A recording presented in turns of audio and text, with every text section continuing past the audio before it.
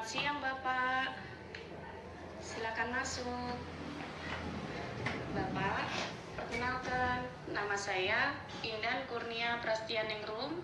Saya profesi apoteker di UTA 45. Begini Bapak, mohon maaf sebelumnya, saya ingin mendiskusikan tentang obat yang Bapak Tirsan terima atau yang diresepkan dokter untuk Bapak Tirsan.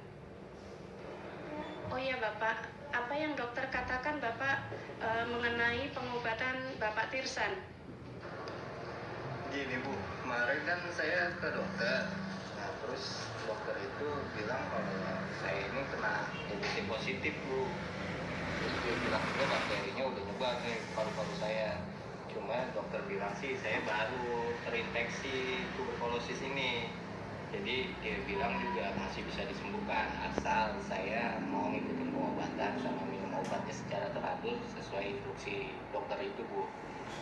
Tapi dia bilang juga peminum obatnya itu harus ya sekitar 2-6 bulanan gitu deh Bu. Oh iya Bapak.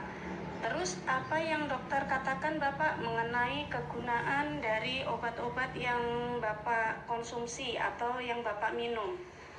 Kemarin sih waktu dokternya bilang kalau yang obat saya minum itu ya untuk memperlambat bahkan bisa memusnahkan bakteri yang di paru-paru saya ini Bu, agar nggak nyebar ke organ tubuh lainnya.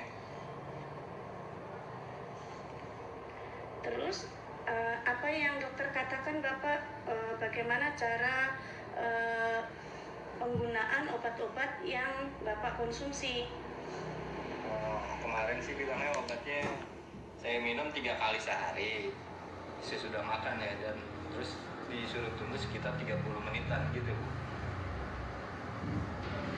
Iya, betul sekali apa yang Bapak sampaikan. Oh iya Bu, ini kalau obat ini ada efek sampingnya nggak Bu? Untuk efek samping pastinya ada Bapak. Mungkin Bapak akan merasakan gejala yang seperti tidak nafsu makan, perut menjadi sakit, bisa mual, demam, meriang, sakit otot, dan juga sakit sendi. Bisa juga sakit kepala, sering merasa lelah, kesemutan, bahkan urin Bapak itu nantinya akan berwarna kemerahan. Oh, efek sampingnya gitu ya. Terus efek sampingnya itu bisa dicegah atau diatasi gitu Bu? Bisa Bapak, jika efek sampingnya itu berupa urin yang berwarna kemerahan, itu merupakan efek samping dari rifampicin Bapak.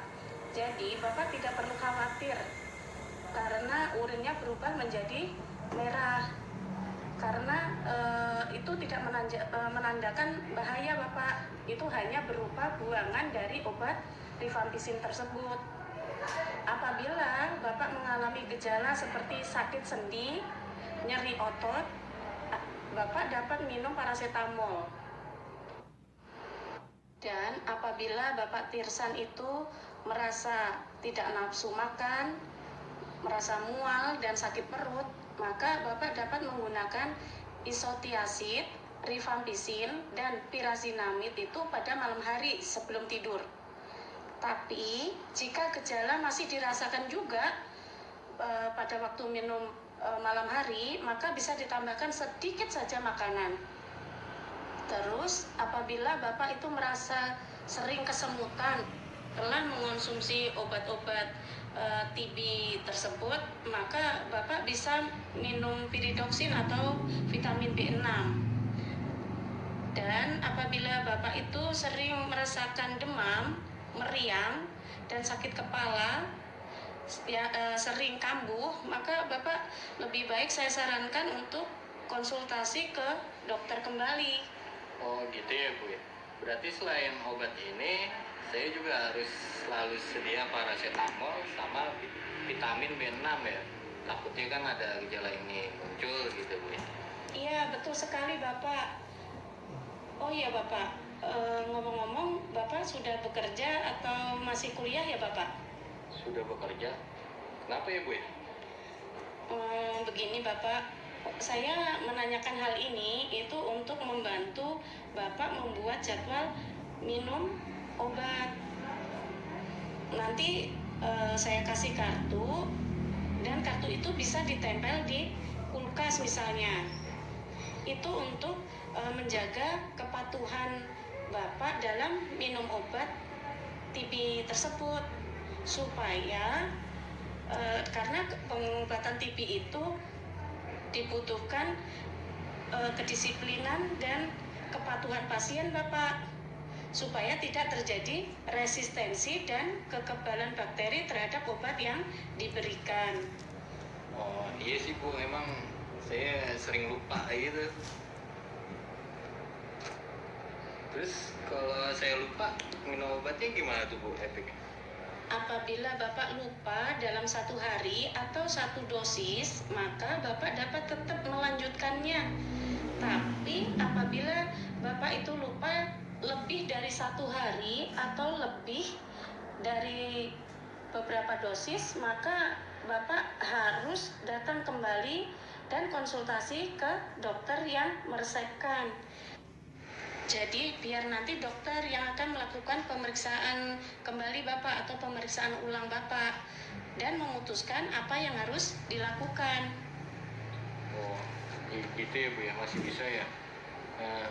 Sekalian nih Bu, saya pengen tahu emang penularannya TBC itu kayak gimana sih Bu?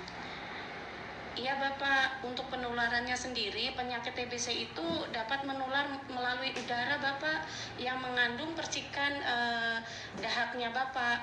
Bisa karena batuk atau bersin Bapak itu atau bersin penderita TBC tersebut. Jadi sebaiknya saya sarankan untuk Bapak Tirsan itu harus rajin menggunakan masker, baik itu ketika keluar dari rumah ataupun di dalam rumah. Terus ini peluang saya buat sembuh dari penyakit ini setelah pengobatan berapa besar ya Bu? Ya, itu bisa sembuh kok Bapak untuk pasien jika pasien itu memiliki ketekunan dan ketepatan dalam mengonsumsi obat TBC tersebut Bapak. Kemudian melakukan pemeriksaan seperti yang sudah dokter jadwalkan. Maka Bapak akan dapat sembuh.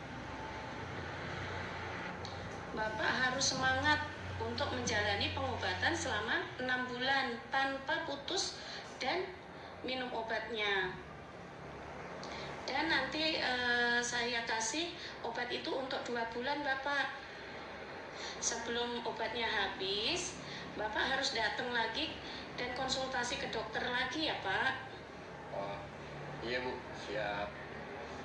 Kemarin sih sempat kaget juga gitu pas mendengar saya divonis kena penyakit ini, tapi kalau udah mendengar penjelasan Ibu tadi ya senang sih mendengarnya gitu kalau bisa sembuh.